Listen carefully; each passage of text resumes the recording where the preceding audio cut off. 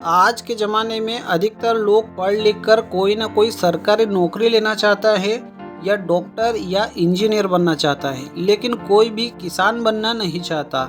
आपने भी हमेशा यही सुना होगा कि एक सफल डॉक्टर या सफल इंजीनियर कैसे बने, लेकिन सफल किसान बनने की ज़्यादातर बात नहीं होती। कारण अधिकतर लोगों के मन में यही धारणा, यही मानसिकता है कि खेती एक घाटे का सौदा है। आज का यह वीडियो उन लोगों या उन किसान भाइयों के लिए है जो ये समझते हैं कि खेती में फायदा नहीं है और अपने बच्चों को पढ़ा लिखा कर बड़ा अफसर बनाना चाहते हैं, लेकिन किसान नहीं।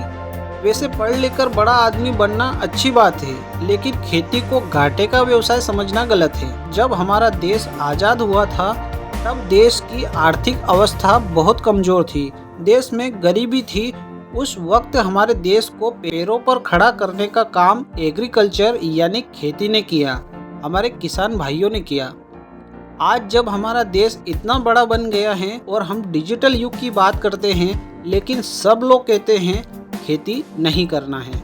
आजकल हर कोई 500 या 1000 की नौकरी करना चाहता है और चाहता है कि महीने के आखिर में 30,000 मिल जाए, बस इसी में लगा हुआ है। लेकिन मैं आपको बता दूं, किसी नौकरी के बजाय अगर आप अपना पूरा समय और पूरी मेहनत खेती को दे दें तो खेती आपको लाखों रुपए महीना दे सकती है। इसके लिए जरूरी है परंपरागत खेती को छोड़कर खेती में नवीनीकरण के साथ मिश्रित खेती करने की, जैसे सब्जी वर्गी खेती के साथ साथ पशुपालन, डेयरी व्यवसाय और अपने क्षेत्र के हिसाब से सोच समझकर आधुनिकीकरण के साथ नवीन पद्धति अपनाने की।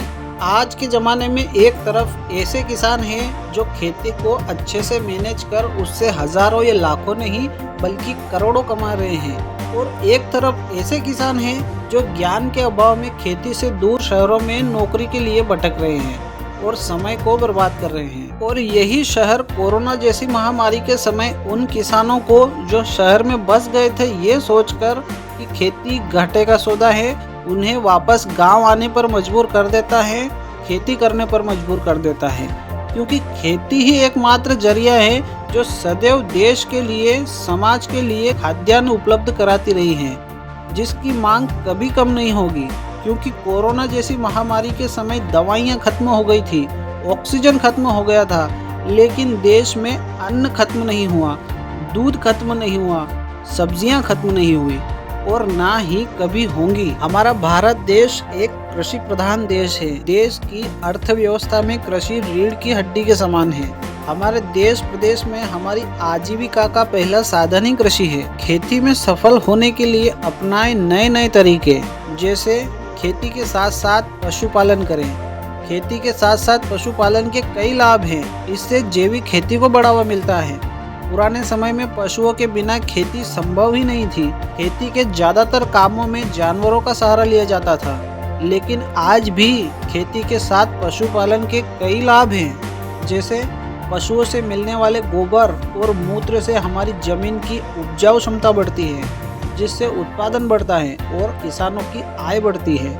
वहीं पशुपालन में दुधारू पशु, बकरी पालन, भेड़ पालन करने से साल भर आमदनी मिलती रहती है। अब मैं आपको खेती में सफल होने के 3 नियम बताने जा रहा हूँ, जिनको अगर हमारे किसान भाई समझ लें तो कोई कारण नहीं है दोस्तों कि किसान भाई खेती को लाभ का व्यवसाय बनाने में पीछे रह जाएं। वो 3 नियम बताने से पहले दोस्तों आपसे एक छोटा सा निवेदन है कि भाई यहाँ तक अगर आपने वीडियो देख ही लिया है तो एक प्यार भरा लाइक अवश्य करें, जिससे आगे भी मुझे इसी तरह की खेती किसानी से जुड़े नए नए वीडियो बनाने का मोटिवेशन मिलता रहे।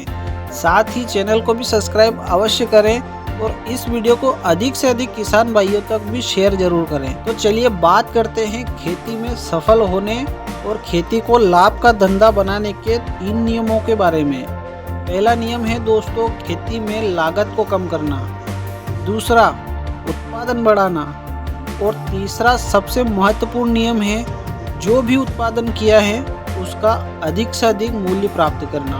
क्या दोस्तों आप इन तीनों नियमों पर फुल डिटेल्स में वीडियो चाहते हैं तो इस वीडियो की लाइक संख्या दोस्तों 500 से ज़्यादा कर दीजिए, आपको इन 3 नियमों पर फुल वीडियो मिल जाएगी। तो चलिए मिलते हैं अगले वीडियो में, तब तक के लिए जय हिंद, वंदे मातरम।